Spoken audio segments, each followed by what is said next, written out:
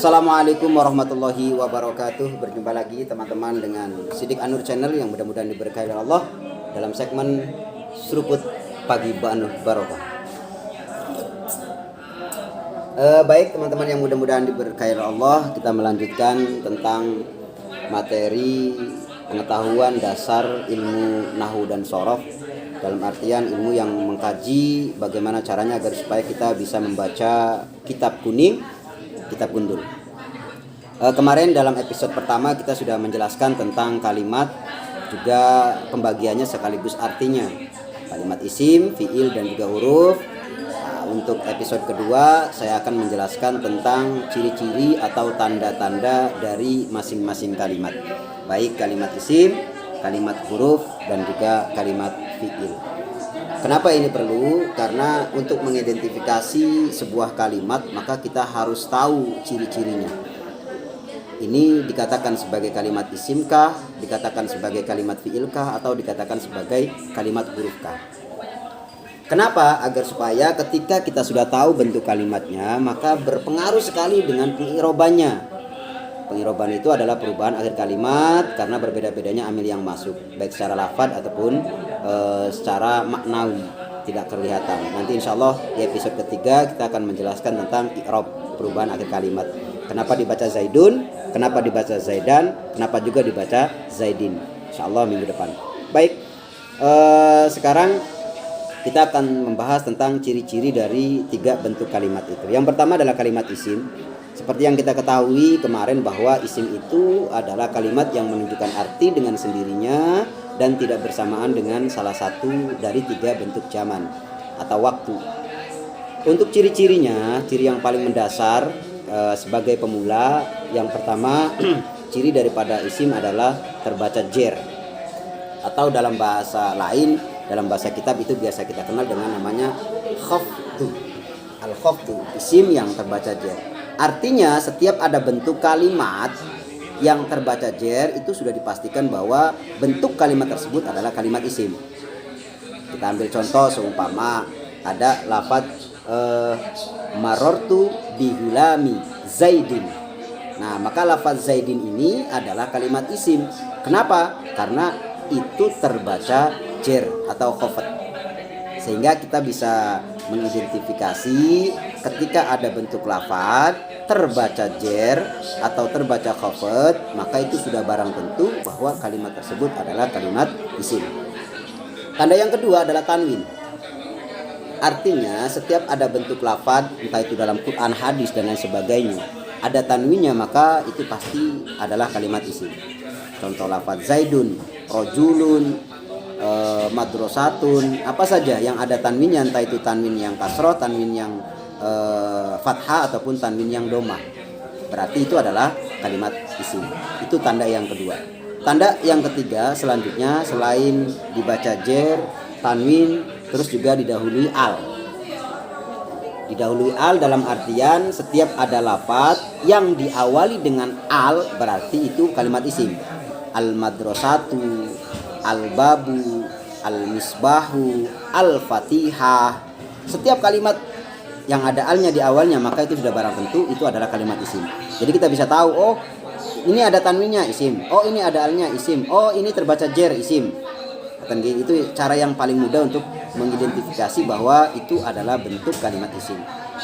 Yang selanjutnya, yang keempat, tanda yang paling dasar daripada kalimat isim adalah kemasukan huruf jer, min, ila, an, ala, fi, ruba, bakaf, lam dan lain sebagainya.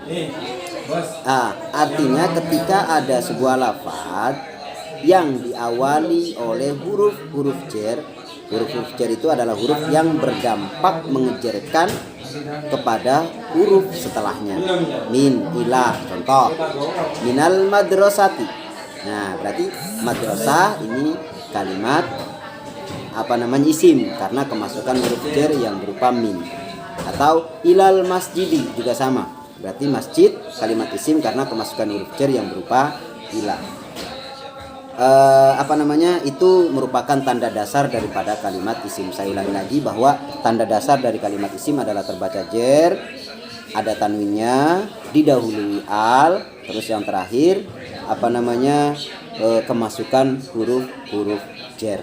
Ada 4 tanda-tanda kalimat isim yang bisa mengidentifikasi bahwa kalimat tersebut atau lafaz tersebut itu adalah kalimat isim. Yang kedua, tanda daripada kalimat fi'il. Kemarin sudah saya jelaskan bahwa fi'il itu adalah lafaz yang menunjukkan arti yang bersamaan dengan salah satu dari 3 zaman.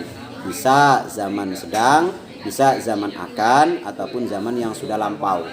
Nanti pembagian fi'il kita berkembang di episode berikutnya. Tanda daripada kalimat fi'il dalam artian lafaz ini kita bisa identifikasikan sebagai kalimat fi'il yang mempunyai konsekuensi penyeroban yang beda. Tentunya yang pertama adalah kemasukan qad. Contoh, qad yaqumu, berarti lafaz yaqumu itu adalah kalimat fi'il karena kemasukan qad. Atau yang biasa kita kumandangkan dalam iqamah, qad qamati shalah. Nah, itu qad qama Zaidun sumama, atau qad qamat as-sholatu. Berarti lafaz selanjutnya adalah bentuk kalimat fi'il karena kemasukan qad. Nah, nanti untuk artinya apakah itu arti yang takrib ataupun tahqiq dan lain sebagainya itu di lain sesi, faedah-faedah daripada kalimat atau daripada huruf-huruf penyambung. Selanjutnya, selain kemasukan qad, tanda daripada fi'il adalah kemasukan sin. Saya kulu akan mengucap, apalagi saya kumu dan lain sebagainya. Nah, artinya ketika ada bentuk kalimat diawali dengan huruf sin, berarti itu adalah kalimat fi'il. Nanti masuknya pada fi'il madhi atau pada fi'il mudhari, insyaallah habis ini kita jelaskan. Yang ketiga, kemasukan saufa. Sama juga, ada lafaz yang kemasukan saufa yaqulu, saufa yaqumu, ataupun saufa gitu ya setelahnya. Nah, berarti itu adalah bentuk kalimat fi'il. Artinya lafaz yang didahului dengan saufa berarti itu sudah barang tentu adalah kalimat fi'il.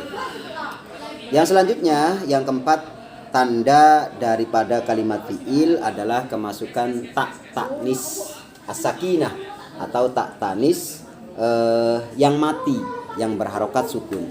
Contoh, qad qomat, koma kemasukan tak yang sukun, berarti koma tersebut adalah kalimat fi'il. Kalau ditanya tandanya apa, karena koma kemasukan tanis as-sakinah atau tanis yang mati.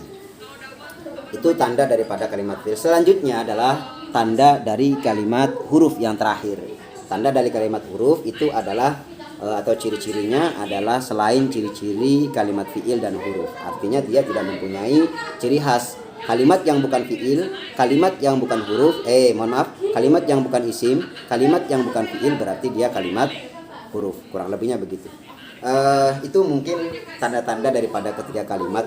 Bisa saya simpulkan kenapa saya bawa buku ini, karena buku ini adalah buku pedoman materi saya, yaitu buku Saku Nahwu dari Pondok Pesantren An-Nur HA. Alhamdulillah ini kecil bukunya tapi luar biasa manfaatnya, dan ini setiap kelas 1 di Pondok An-Nur wajib hafal, dan ini merupakan materi dasar yang sangat luar biasa karena singkat dan mudah dipahami. Kenapa saya pakai ini? Karena insya Allah dengan modal buku ini kalau kita bisa istiqomah, insya Allah bisa membaca kitab.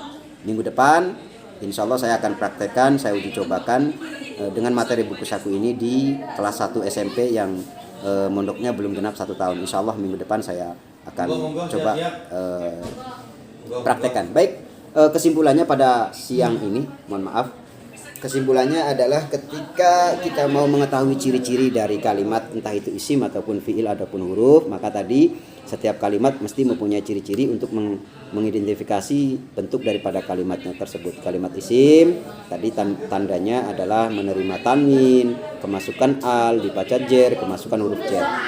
Kalimat fi'il tandanya kemasukan qad, kemasukan sin, kemasukan saufa, dan kemasukan tak tanis yang mati. Kalimat huruf berarti selain tanda-tanda di situ. Artinya kalau tidak memuat tanda-tanda tersebut, barang tentu itu adalah kalimat huruf. Maka ada pertanyaan, kenapa sih kita harus bisa memilah bahwa itu bentuk kalimatnya isim atau fi'il dengan cara mengetahui ciri-cirinya? Tujuannya adalah agar supaya ketika kita membaca kitab kuning yang gak ada harokatnya, maka kita bisa membaca huruf akhirnya itu dibaca tanwin yang fathah atau dibaca kasroh yang bertanwin atau yang tidak, dibaca domah yang bertanwin atau tidak. Nah, ini mengetahuinya adalah dengan cara pertama sekali kita harus mengidentifikasi lafaz tersebut. Kita ambil contoh seumpama